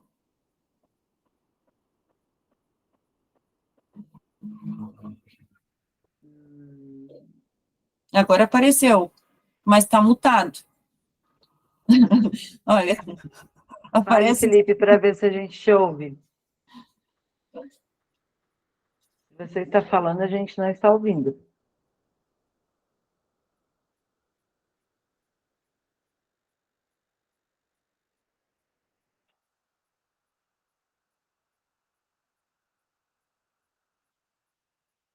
Vamos passar, Felipe, vamos passar a vez para Alex. Daí, Felipe, desculpa, rapidinho, o Alex faz a pergunta enquanto você vê o que se passa. Qualquer coisa também, né? Eu sei que não é o ideal, mas se quiser digitar, a gente dá um jeito aqui na interpretação. Vai lá, Alex, enquanto o Felipe se organiza. Ah, tá. Bom, boa noite, obrigado pela aula, professora. É o seguinte, eu estava aqui pensando na primeira aula que a gente teve, assim, com toda a sua fala, né, que a professora Renata da UFMG falou, né, para a gente, né, sobre a questão do que a gente vive hoje, uma cisão entre mente e corpo. Né? Essa cisão seria a mente pensa uma coisa, mas esses corpos, né, todos esses corpos que estão aí na sociedade se movimentando, fazendo ela acontecer, estão agindo de formas diferentes. Então, ficou isso muito bem gravado na minha cabeça e eu comecei aqui a fazer um paralelo sobre essa questão que a senhora fala, questão que envolve, obviamente, a ética, né? Questões éticas, enfim, por aí vai, né? Todas essas questões filosóficas, no sentido de que a gente vê cada vez mais, essas colocações que a senhora falou, que realmente o Estado não quer pessoas, não querem sujeitos pensantes, reflexivos, críticos, né? Esse crítico curado, né? E, enfim, diante disso tudo, fazendo esse paralelo para a primeira aula, eu também queria perguntar assim, vamos fazer como na filosofia fala, abstrair, vamos fazer uma abstração aqui. Faz de conta que a professora Ana, hoje, ela se torne a nossa secretária federal de educação, ou se torne a nossa ministra. O que ela, professora Ana, tem de pauta para a gente, de ideias que possam mudar essa situação? Olha, tu não me dá corda, hein, guri? Tu nem me dá esses cargos aí, que a coisa vai ficar muito diferente. Não, mas eu acho que assim, ó, passaria por a gente escutar a juventude. Eu acho que a primeira coisa é escutar a juventude, porque a juventude é uma condição pensante sobre o mundo, né? Tem um filme que eu usei com os meus alunos, agora eu não vou me lembrar exatamente o nome, mas o filme é até um filme fomentado pelo Bradesco, tá? De 2017. Ai, como que é o nome do filme? Daqui a pouco eu lembro ele. Eu acho que eu já até falei sobre isso numa outra aula que eu entrei na aula da Tati, tá? Mas o que acontece, né? Quando a gente não escuta a juventude, a gente não está fazendo um currículo adequado para esse sujeito. Porque quem pode falar sobre a sua necessidade, quem pode nos apontar caminhos, mesmo que eles sejam embrionários, para que a gente, então, possa, junto com pesquisadores da área da educação, isso não me sonharam, nunca me sonharam. Muito obrigada, Pedro. Esse filme, né, ele tem um mérito e um desmérito. O mérito é de escutar a juventude, porque os sujeitos estão ali, eles estão falando. E a escola que eles descrevem é a escola que não nos faz feliz. Não nos faz nem enquanto professores e nem enquanto alunos. Né? É uma escola que ainda separa corpo e mente. Né? Na aula de filosofia, tu tem que só pensar, ficar sentado.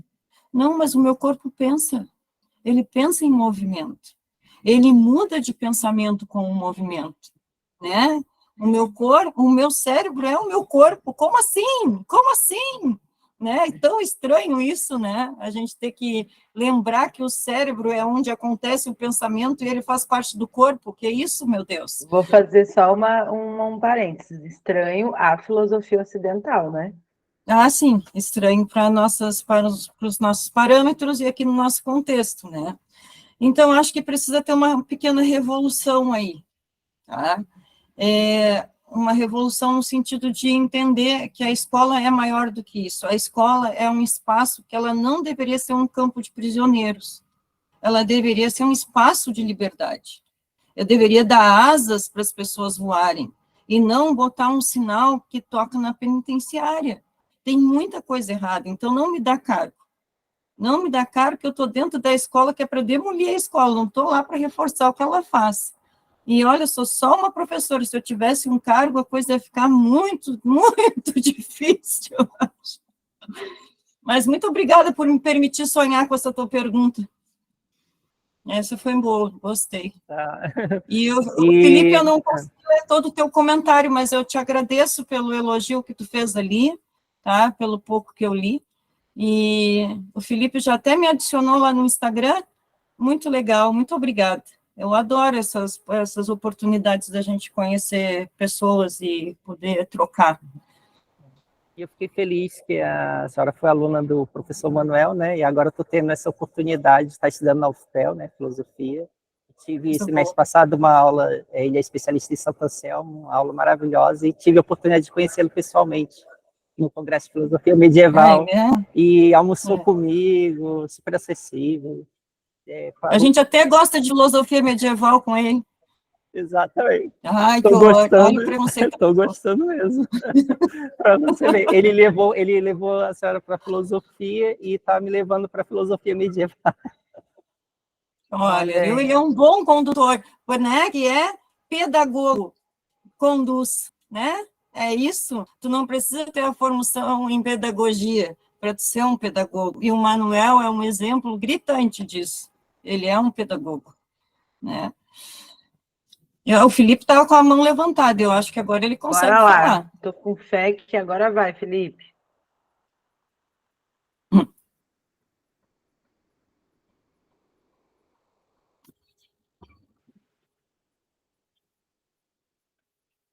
Só uma brincadeira aqui, gente. Só porque eu sou formado pela URGS, tá? Só vai dizer que o Fernando Fleck, lá da Medieval, também é um professor muito bom. Os medievalistas estão se revelando, viu? Eu tive aula com o Manuel, realmente ele é muito... Eu tive uma palestra com ele, foi incrível, assim. E é um gateiro, né? Do time dos gateiros, então tamo junto. Vocês viram aqui que apareceu a minha gata, a nossa filha. Ela apareceu e desapareceu. Eu estou de mudança e eu estou feliz que a gente tem a oportunidade do cenográfico hoje, aqui, né? Para tapar um pouco a bagunça. Vem cá, minha filha, vem cá, dá um oi. Vem cá. Ai. Ó. Felipe sumiu. Salomé foi um achado meu, que viveu comigo 1 ano em Pelotas. Eu me mudei de Pelotas sem rumo. Mentira, não foi tão sem rumo. Mas achei que não era justo carregar a Salomé nesta aventura. E aí ela encontrou a Ana, que na verdade eu acho que eu só fui isso na vida de Salomé, a mediadora entre ela e a Ana. Porque, né? Mas o nome foi meu, eu adoro. O nome é ótimo. E ela é uma gata charmosa, ela tem cara de Salomé. Gente, acho que nos perdemos Felipe. Mas o que ele disse na mensagem: Ana, um prazer te ouvir, microfone não vai funcionar, acho que ele, né? Sempre temos encontros onde aprendo, reflito e crio pensamentos te ouvindo. Olha só, que coisa boa. Coisa boa. Estamos aí nessa troca, eu também. É muito bom. Ele falou que ia tentar mais uma vez, mas ele sumiu aqui do meu campo de visão. Não sei se vocês estão... Voltou. A Tati está aí também, pronto. Vamos ver, cadê Felipe? Mas não aparece nem o microfoninho do Felipe. Não? Não aparece. Gente, deixa eu contar, vou fazer uma fofoca aqui.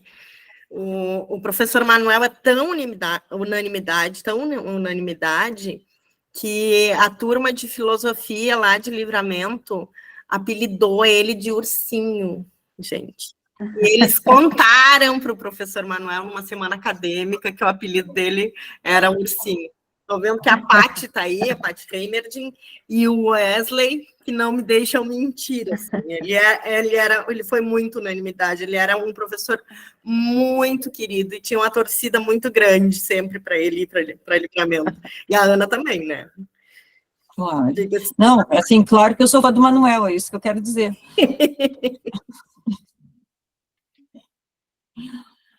Então, gente, mais alguém? Vocês me desculpem que o meu nome ali não aparece, né? Mas vocês sabem que eu uso esse nome aí disfarçado para comentários no YouTube. E aí eu acesso com a minha conta. Então, por isso que aparece Ana Onca, mas eu sou Ana Lúcia, viu? Para quem... Se quiserem saber... Assim, Felipe, acabei de ver aqui que você não vai poder, bichinho. Lamento. Mas se quiser digitar a pergunta, né? Ó, a Paty lembrou da fofoca, Tati. Bom, minha gente, Tati, tem alguma coisa? Tenho só a agradecer, Ana Lúcia, por mais essa partilha, né? Agradecer vocês aí pela noite de trocas, né? Acho que esse semestre a gente vai trabalhar bastante essa BNCC aí, né? E a gente tem que se posicionar, tem que sentar a lenha mesmo, porque se né, durante um governo progressista a gente não puder avançar nessa discussão, quando será, né? Então a gente tem que fechar junto, né? Fazer um bonde bem grande e fazer um barulho maior ainda, mais estridente ainda, para que seja ouvido, né, gente? Porque é um absurdo, assim, é o declínio da educação, né? Com uma proposta dessas, onde os estudantes não foram ouvidos, onde os professores não são ouvidos, né? De fato, uma proposta, né, de gabinete, de quem nunca teve numa sala de aula para propor uma coisa dessas, assim. Então, a gente tem que se unir em torno dessa discussão aí e fazer muito barulho mesmo. A gente tem que estar sempre acompanhando, né? Não pode deixar passar, porque, assim, ó, se a gente não acompanha, pelo menos a gente tem que entender que tem gente que está acompanhando muito de perto e com muitos interesses. E como disse o Alex e outros colegas disseram aqui, a filosofia não é esse espaço interessante. Não é um espaço, porque a filosofia não é um espaço que mantenha tanto o sistema, né? Ela é um espaço de liberdade também. Não é só essa questão, assim, de que o sujeito não vai formar cidadão crítico. Não vai formar gente livre. Né? Essa é uma questão importante. A liberdade deveria ser o mote da educação. E a filosofia faz isso muito bem. Quantos de nós aqui foram completamente alterados estudando filosofia? Né? Eu acho que é um pouco por aí que a gente não pode perder o bonde da história. E se a gente não pautar a educação, vai ter o Luciano Huck aí, a Fundação Leão, pautando a educação, né, gente? Então, a gente tem que levantar, né, se erguer e levantar a voz também, fazer muito barulho, né? Porque nunca foi fácil, né? Nunca foi fácil para nós. Todas as conquistas, se é que se pode falar em conquistas, né, na educação, teve muito laço no lombo, né? E vocês sabem que a gente tem, historicamente, governos que adoram bater em professor, né? E não se vê isso com outras classes. Quando outras classes reivindicam, a gente não vê a mesma violência e a gente consegue entender o porquê, né, dessa violência e por que o professor incomoda tanto, né? Porque realmente quem, né, vai falar sobre o que está sendo produzido na escola e são as únicas pessoas que podem falar com propriedade. E, infelizmente, não são as que estão sendo escutadas, ouvidas nesse momento, né? Isso aí, Tati. É isso, então, minha gente. Pontapé e dado lindamente pela professora Ana para a gente, né, ir pensando como nós vamos ler a BNCC e pensar também, né, para além disso, assim, né, o que nós queremos mesmo, né, porque já que nós que vamos para a sala de aula, nós estaremos compartilhando com os jovens esse espaço, então a gente tem que reivindicar por ele e acreditar em possibilidades de mudança, como diz a Tati, se não é agora, vai ser quando, minha gente? Né? Se não é agora que nós estamos num governo progressista, que a gente tem perspectivas, e há possibilidades, né, de há política acontecendo, né? Não era o que nós estávamos acompanhando. Estava acompanhando uma família maluca no poder, né? Era isso que a gente estava vendo, uma doideira. Roubaram até... Não, ô, gente, ó. Olha, eu vou dizer para vocês assim, ó, o roteirista do Brasil, droga pesada, viu? Sou droga pesada, porque, olha, não tem como. Mas estamos num bom momento para isso, então vamos, né, botar as nossas mentes a fervilhar para a gente pensar possibilidades. A Ana nos lembrou, a consulta vai ser reaberta, é a hora de a gente pensar e vamos usar o espaço da disciplina de BNCC para nós nos debruçarmos sobre isso. E depois de nos debruçarmos sobre a BNCC, poder sair aí pelas ruas discutindo ela e pedindo as mudanças necessárias, né? Então é isso, foi um prazer encontrá-los, a gente se vê, nós nos vemos no dia 21 de setembro, aguardo vocês com ansiedade, com os textos lidos também, viu, gente, que a gente só pode criticar o que a gente conhece. Né? Olha só, eu quero dizer, assim, que o pessoal que foi meu na graduação, que está aqui, que é um prazer rever vocês, saber que vocês estão aqui conosco na especialização, é muito legal, coisa boa. E para aqueles que eu não conhecia, foi um prazer dialogar, conversar e conhecer um pouquinho de vocês, tá? Que a gente tenha outros encontros. Ana, obrigada sempre. Ai, sem você, a gente não existiria. Muito obrigada. Obrigada, alegria de ver de novo, Ana, ainda que por aqui, né? Qualquer dia vai ser presencial, a gente vai se encontrar. Então, venham para a Bahia. Beijos. Beijo, gente. Foi um prazer, gente. Tchau, tchau.